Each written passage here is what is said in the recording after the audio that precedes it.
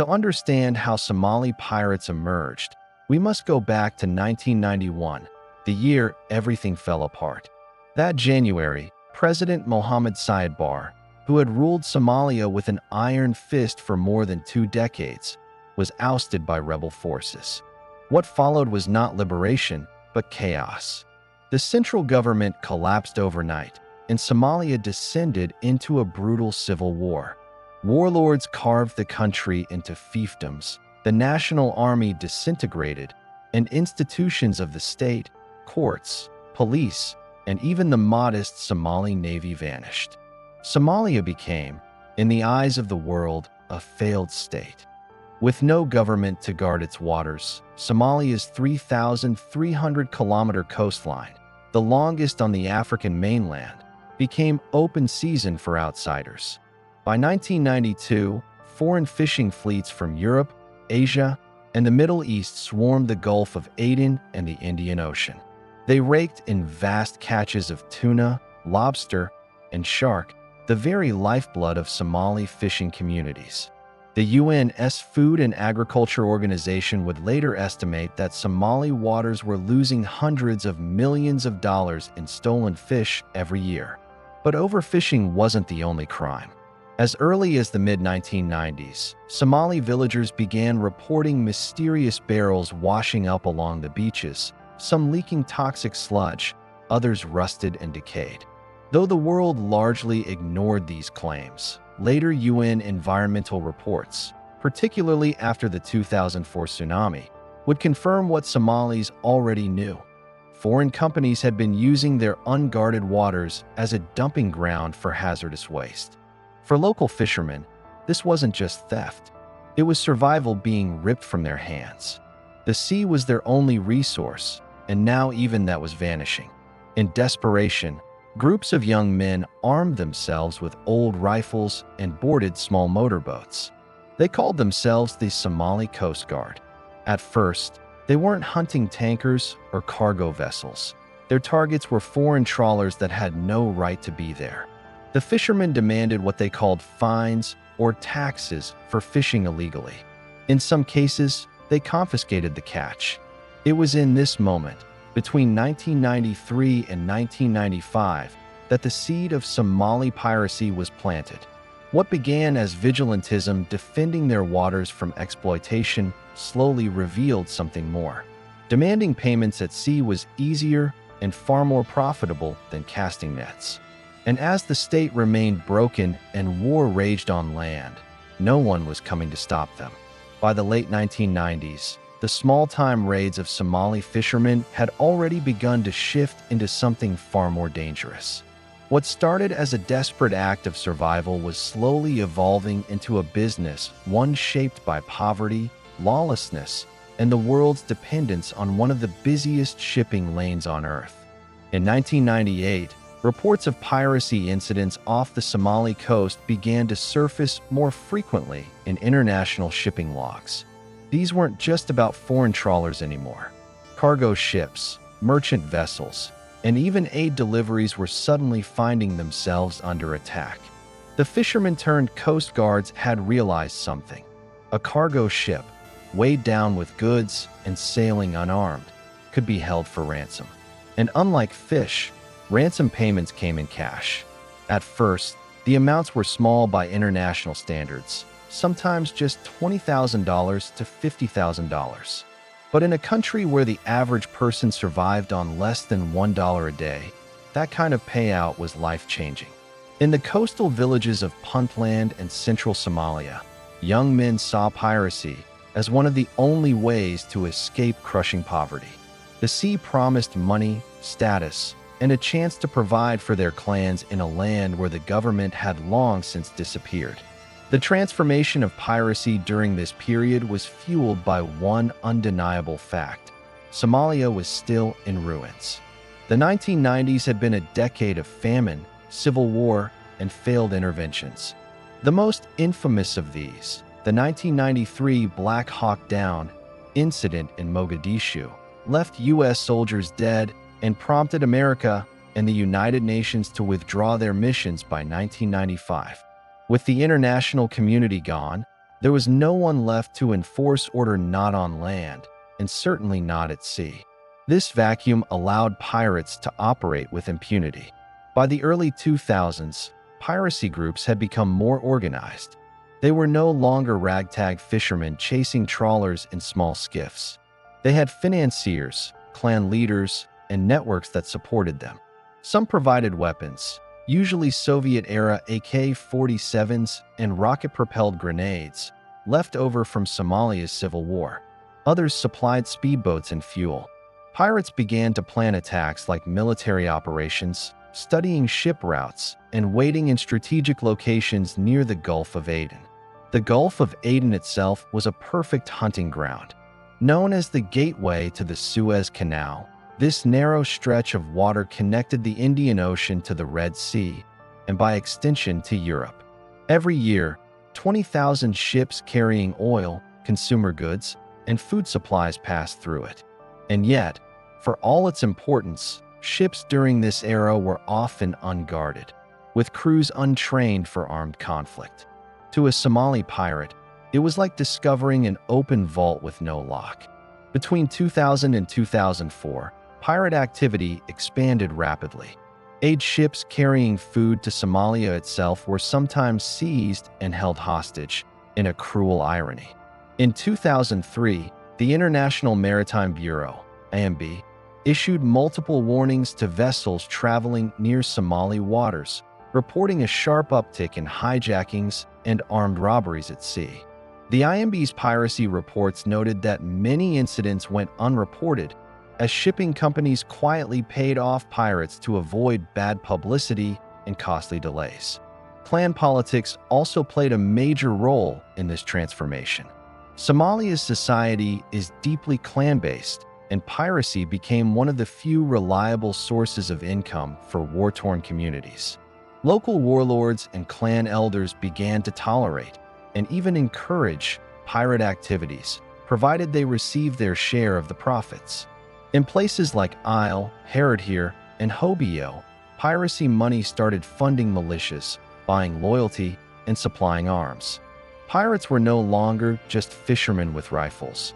They were integrated into larger networks of power and survival. The pirates themselves developed a hierarchy.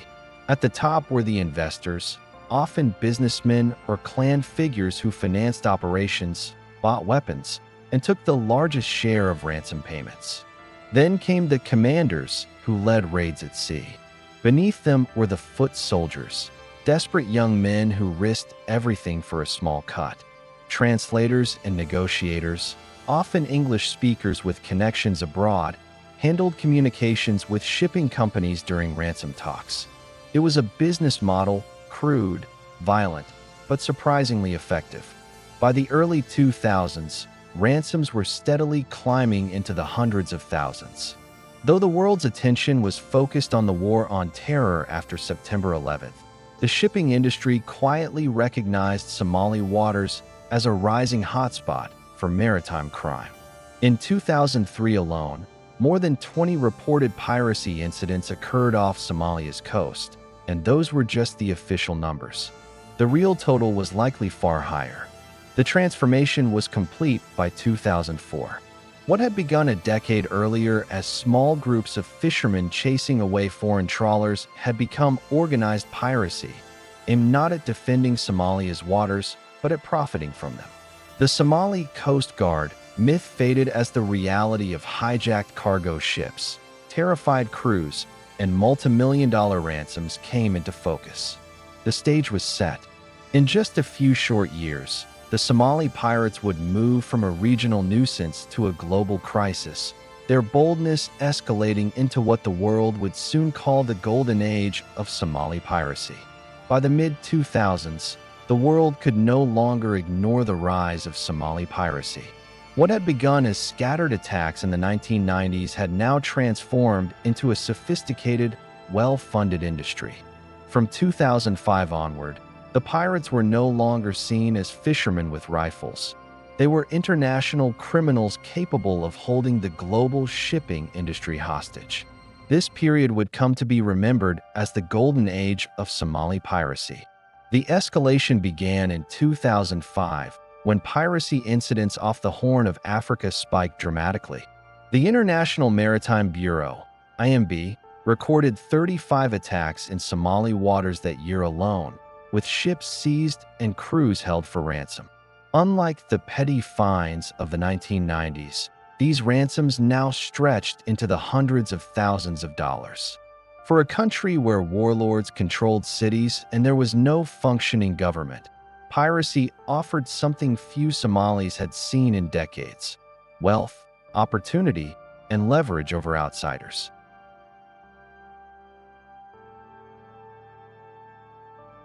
Pirates became bolder because the environment favored them. Somalia was still fractured by clan conflict.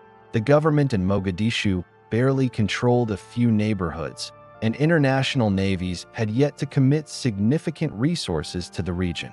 The coastline was over 3,300 kilometers and impossible to police.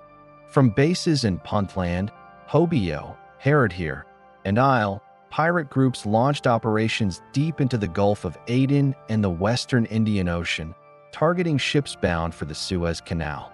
The Gulf of Aden was the pirates' jackpot. It carried nearly 10% of the world's seaborne oil trade and billions of dollars in goods each year. Ships traveling this route were slow, predictable, and almost always unarmed. Pirates adapted their tactics accordingly. They used small, fast skiffs to approach vessels and employed ladders, grappling hooks, and rocket-propelled grenades to board. Often, they operated from larger mother ships, captured fishing vessels that allowed them to extend their reach hundreds of miles offshore. By 2006, piracy was no longer a local crisis. It was a global security issue. That year, attacks continued to mount, with the IMB warning that Somali waters had become some of the most dangerous in the world.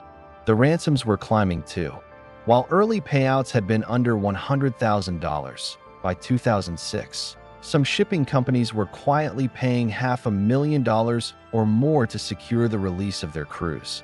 Every successful payment emboldened the pirates further. The world watched in shock in 2007 when Somali pirates hijacked the Japanese chemical tanker Golden Nori in the Gulf of Aden. The vessel carried 23 crew members and a cargo of benzene, a highly flammable chemical. The ship was released after 2 months, but only after a ransom was negotiated. The incident highlighted just how dangerous the stakes had become. Somali pirates were now willing to hold hazardous cargo hostage, threatening not only crews but potentially entire ecosystems. Then came 2008, the year Somali piracy truly exploded onto the world stage. In September, Somali pirates seized the Ukrainian cargo ship MV Fina. But this was no ordinary freighter. The Fina carried a shipment of 33 Soviet-made T-72 tanks, rocket-propelled grenades, and ammunition bound for Kenya. The pirates anchored the ship off the Somali coast, demanding a $20 million ransom. The standoff attracted international media coverage and a blockade of U.S. and Russian warships. Eventually, after 4 months, the ship was released in early 2009 for a ransom reported at around $3.2 million. But the Fina was only the beginning. 2 months later, in November 2008, pirates carried out their most audacious hijacking yet. Using just small skiffs and ladders, they captured the Sirius Star, a Saudi-owned supertanker carrying 2 million barrels of crude oil valued at over $100 million. The vessel, one of the largest ships ever built, was seized 450 nautical miles off the Kenyan coast, proof that Somali pirates could operate far from shore. The ransom demanded was $25 million, and though the final payment was reportedly around $3 million, the symbolic shock was priceless. The idea that a group of young Somalis in wooden skiffs could take one of the world's largest oil tankers stunned the international community. By the end of 2008, Somali pirates were holding over a dozen ships and hundreds of hostages at one time. Their methods had grown increasingly professional. Informants in foreign ports supplied information about valuable cargo. GPS devices and satellite phones guided their hunts. Negotiators, often English-speaking Somalis or diaspora contacts, handled ransom talks with shipping companies.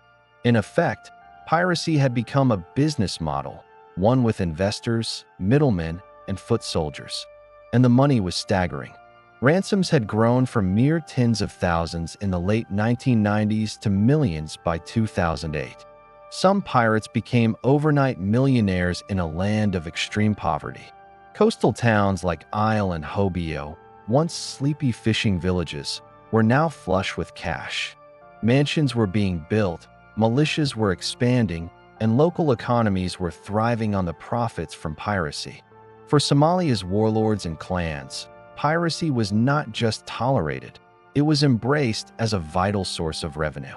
By the close of 2008, estimates suggested that Somali piracy was costing the global shipping industry upwards of $1 billion annually, through ransom payments, delays, and increased insurance premiums. But this was just the beginning.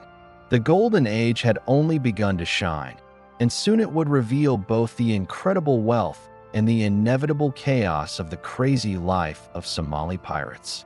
By 2008, Somali pirates were no longer just a nuisance. They were international celebrities, feared and envied in equal measure. The world had watched them capture tankers, freighters, and even supertankers, holding both ships and crews for ransoms worth millions. But behind the headlines of hijackings and hostage crises lay a stranger truth.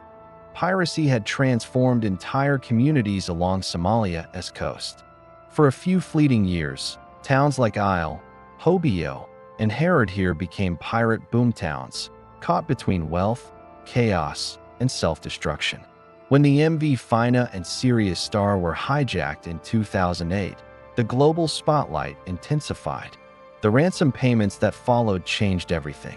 Young men who had once scraped by as fishermen or herders were suddenly walking away with tens of thousands of dollars, sometimes hundreds of thousands, after a single successful hijacking. In a country where the average person lived on less than $2 a day, these sums were unimaginable. The money poured into pirate towns almost overnight. In Isle, a once sleepy fishing village in Puntland, dusty streets became crowded with brand-new Toyota Land Cruisers and imported luxury cars. In Hobyo, old wooden houses gave way to 2- and 3-story concrete mansions, financed by ransom money. Haradhir, another pirate stronghold, became a hub where militias, smugglers, and negotiators mingled freely. For the first time in decades, parts of Somalia were flush with cash, though it came not from stability or governance, but from crime on the high seas. The pirates themselves lived fast and spent freely. A large share of ransom money went into cat, the mild narcotic leaf chewed daily across Somalia and Yemen. Shipments of cat were flown in from Kenya, sometimes twice a day, ensuring that pirates and their militias stayed wired for hours on end. Alcohol, though officially banned under Somalia's conservative Islamic traditions, flowed in pirate enclaves. Parties were infamous, feasts that lasted for days, music blaring, dancers brought in from Mogadishu or even abroad. Weddings became legendary. A pirate flush from a big ransom might marry multiple wives at once, showering them with gold jewelry, imported clothes, and extravagant gifts. Local tales spread of pirates throwing bundles of U.S. dollars into the air at wedding celebrations, letting guests scramble for them in the dust. One UN report noted that ransom money even trickled into the broader economy, paying for new businesses, livestock, and construction projects, though most of it was squandered in reckless spending. The pirate lifestyle developed its own hierarchy. At the top were the investors, wealthy men who funded raids, bought boats, and supplied weapons. They might never go to sea, but their share of ransom profits was often the largest. Then came the commanders, the leaders of pirate crews who organized and directed attacks. The negotiators, often English-speaking Somalis or diaspora contacts, became crucial middlemen, managing ransom talks with shipping companies over satellite phones. At the bottom were the foot soldiers, young men who risked their lives boarding ships, often for just a fraction of the ransom. Not everyone in Somalia despised them. For some communities, pirates were seen as Robin Hood figures, young men striking back at foreigners who had plundered Somali waters for years. They brought money into impoverished towns, funded militias that offered protection, and challenged the global powers that had long ignored Somalia's suffering. But others saw only destruction. The constant flow of drugs and alcohol corroded local culture. Rival pirate gangs fought bloody battles over ransom spoils. And for every successful raid, there were young men lost at sea, killed in shootouts, or drowned in capsized skiffs. The year 2009 marked the peak of the crazy life. Somali pirates carried out 163 attacks worldwide, successfully hijacking 46 ships and taking more than 800 hostages. The ransom skyrocketed. That same year, the U.S. flag Maersk Alabama was hijacked off the Somali coast, leading to a tense standoff that ended with U.S. Navy SEAL snipers killing 3 pirates and rescuing Captain Richard Phillips. The incident became a global media sensation, later immortalized in the Hollywood film Captain Phillips. For the pirates, the story was different. The death of their comrades at the hands of a superpower was both a humiliation and a reminder of the risks that came with their new lifestyle.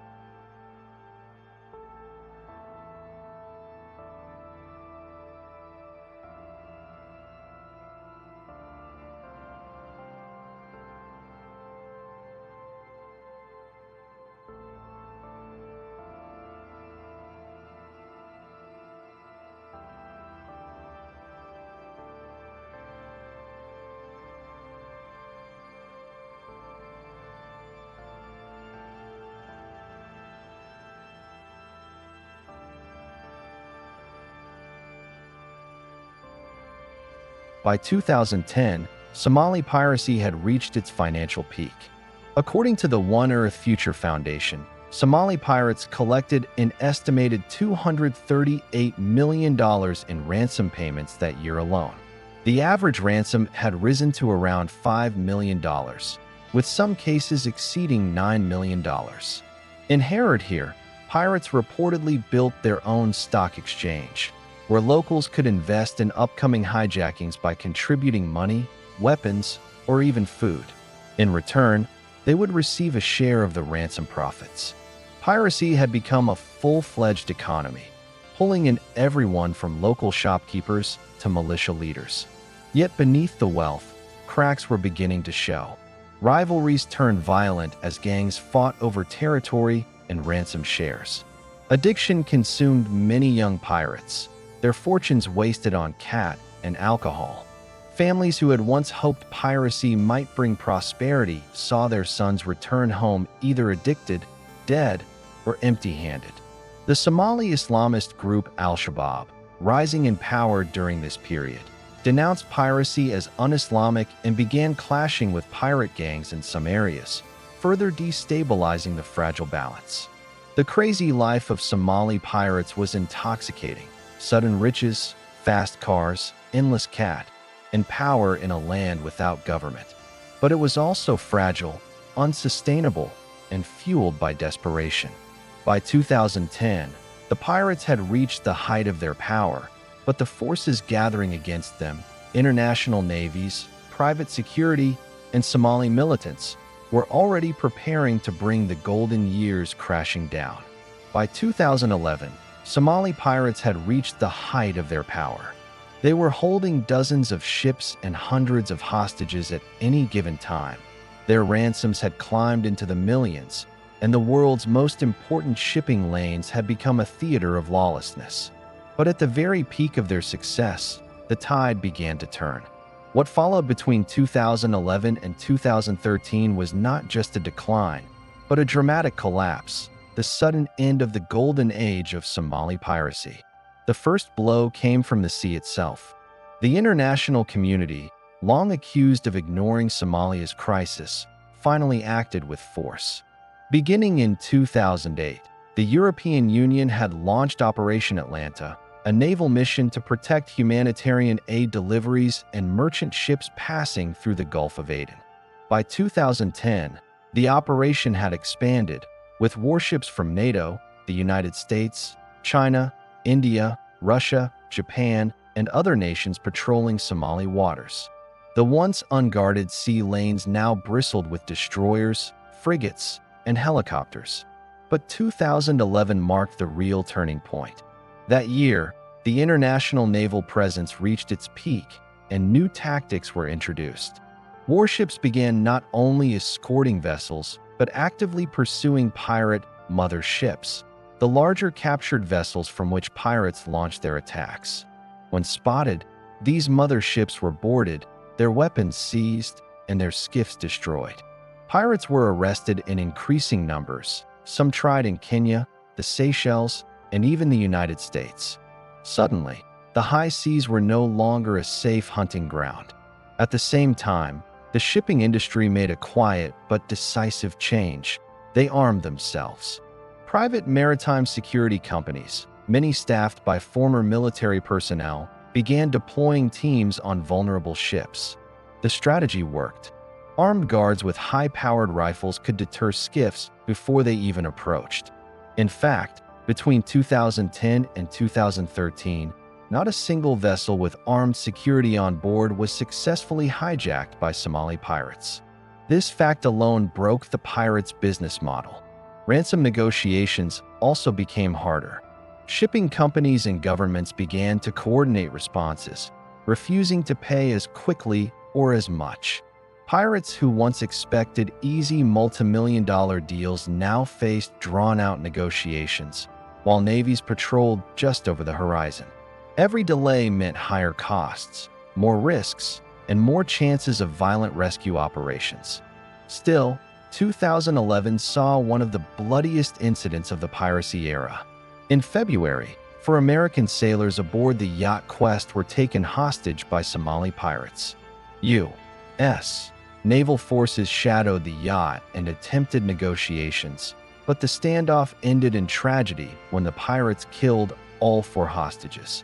The incident shocked the United States and underscored just how dangerous piracy had become and how far nations were willing to go to end it. The pirates themselves began to feel the pressure.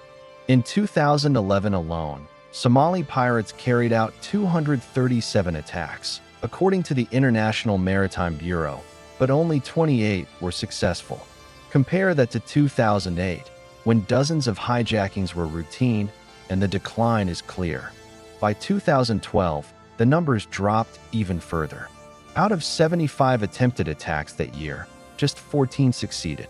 The internal collapse was just as dramatic as the external pressure. Rivalries between pirate gangs deepened as profits shrank. Militia groups, once loyal, turned against their pirate patrons when the money dried up. The Islamist militant group Al-Shabaab, which had grown stronger in southern Somalia, also clamped down on piracy in areas under its control, declaring it un-Islamic and sometimes executing captured pirates. The so-called Robin Hood image of the pirates began to fade as ordinary Somalis grew weary of the violence, addiction, and instability that piracy brought to their towns. The ransom economy that had once fueled boomtowns like Isle and Hobyo collapsed just as quickly as it had risen. Mansions built with ransom money were abandoned. Young men who had once flashed wads of cash returned to poverty, many addicted to cat and unable to rebuild their lives. For them, the crazy life had burned out in just a few short years. By 2013, the numbers told the story plainly. Piracy in Somali waters had nearly vanished. According to the IMB, there were 0 successful hijackings in the Gulf of Aden that year.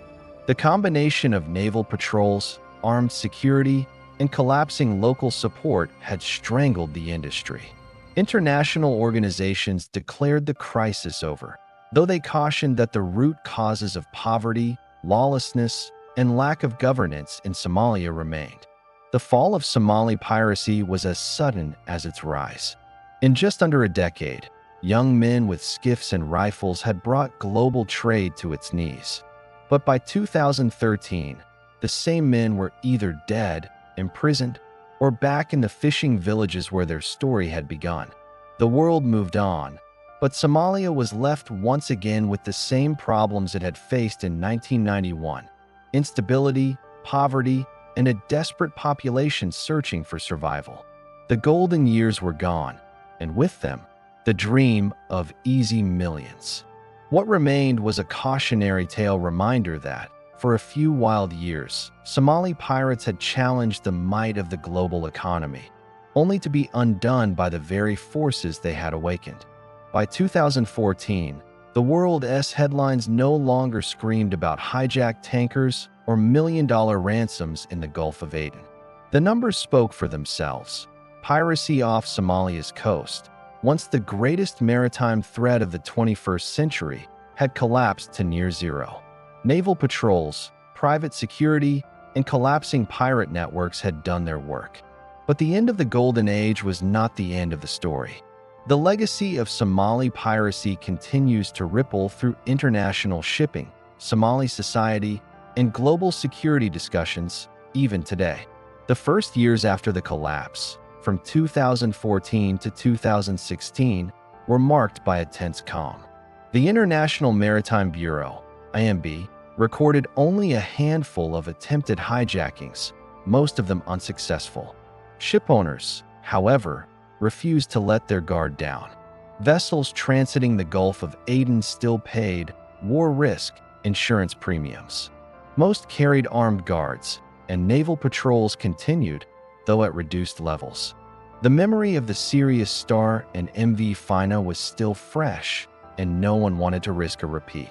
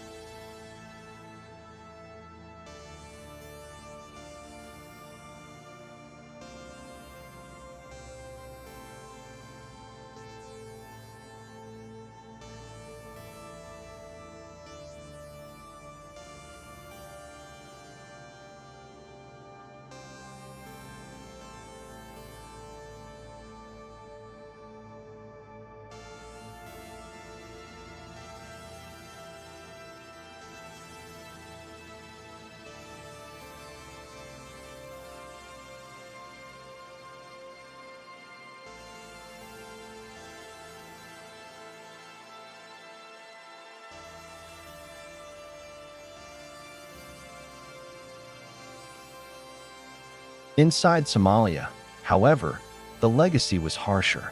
The pirate boom towns that had thrived between 2008 and 2010, Isle, Hobyo, and Harrodhere, returned to poverty almost overnight.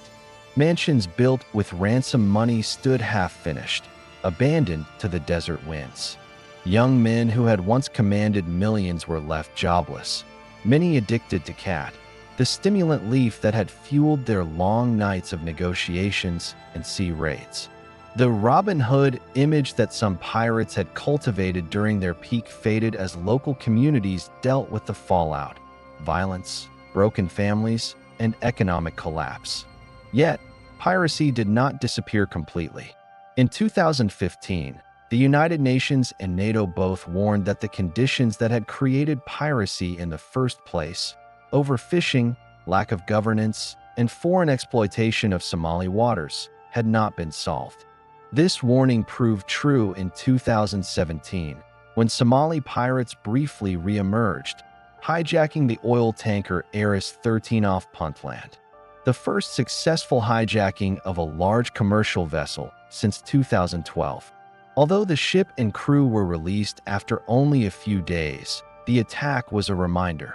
Somali piracy was not dead, merely dormant. That same year, other attempted hijackings targeted dhows and fishing boats, often used as mother ships for raids. International forces responded quickly, and the incidents fizzled out. But analysts noted that piracy had not vanished. Rather, it had been suppressed by constant vigilance. If the naval patrols disappeared, or if private security was withdrawn, the incentive for piracy could return. Beyond Somalia, the pirate crisis of 2005 to 2011 reshaped global shipping forever. One major legacy was the Best Management Practices (BMP) guidelines adopted by shipowners worldwide. These included measures like razor wire along decks, high-pressure water hoses, citadels, safe rooms for crews, and above all, the deployment of armed guards. Even today, many ships transiting high-risk areas, OT just near Somalia, but in the Gulf of Guinea or Southeast Asia, follow the same practices pioneered during the Somali crisis. Another lasting impact was legal. Before the Somali piracy wave, few nations had clear legal frameworks to prosecute pirates captured at sea. Between 2008 and 2013, hundreds of Somali pirates were tried in Kenya, the Seychelles, Yemen, the United States, and European countries. Some received decades-long sentences. These trials helped revive global legal norms against piracy, setting precedents for how nations handled transnational maritime crime. In Somali politics, the piracy era remains controversial. For some, the pirates are remembered as men who stood up against illegal fishing and toxic dumping in Somali waters, realities that were real and continue today. For others, they are remembered as criminals who deepened Somalia's instability and gave the country a reputation for lawlessness. Scholars often point out that piracy revealed both the desperation of Somalia's youth and the vacuum left by decades of state collapse since 1991. Culturally, Somali piracy left an indelible mark. In 2013, Hollywood released Captain Phillips, the dramatization of the 2009 hijacking of the Maersk, Alabama, and the rescue of Captain Richard Phillips by U.S. Navy SEALs. The film brought Somali piracy into global popular culture, cementing the image of the skiff-borne pirate in world imagination.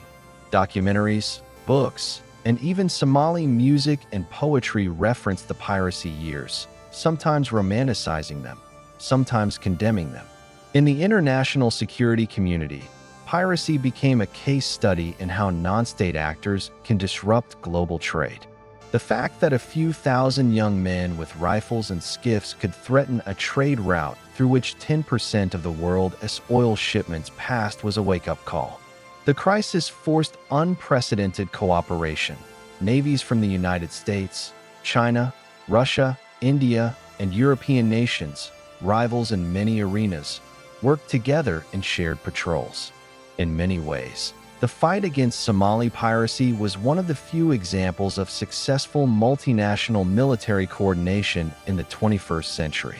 By the 2020s, piracy in Somali waters had remained at a low ebb.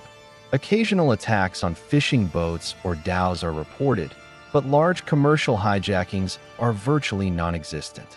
Analysts attribute this to a mix of continued naval presence, armed security teams, and local Somali authorities who now see piracy as more trouble than it is worth. Yet the underlying grievances remain. Illegal fishing by foreign fleets still plagues Somali waters, depriving local fishermen of livelihoods. Poverty and unemployment remain chronic, with over 70% of Somali youth unemployed as of 2020. In such conditions, the lure of piracy could return if the international community looks away. The legacy, then, is twofold.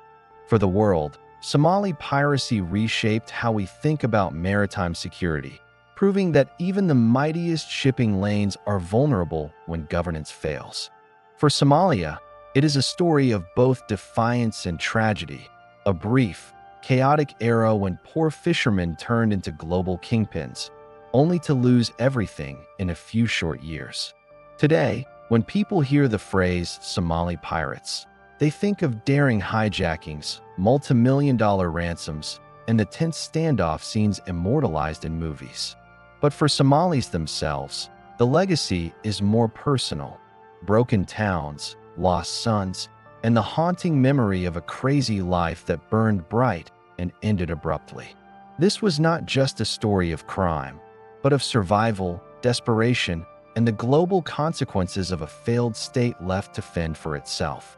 And that legacy he rise, the fall, and the memory of Somali piracy remains a lesson the world cannot afford to forget.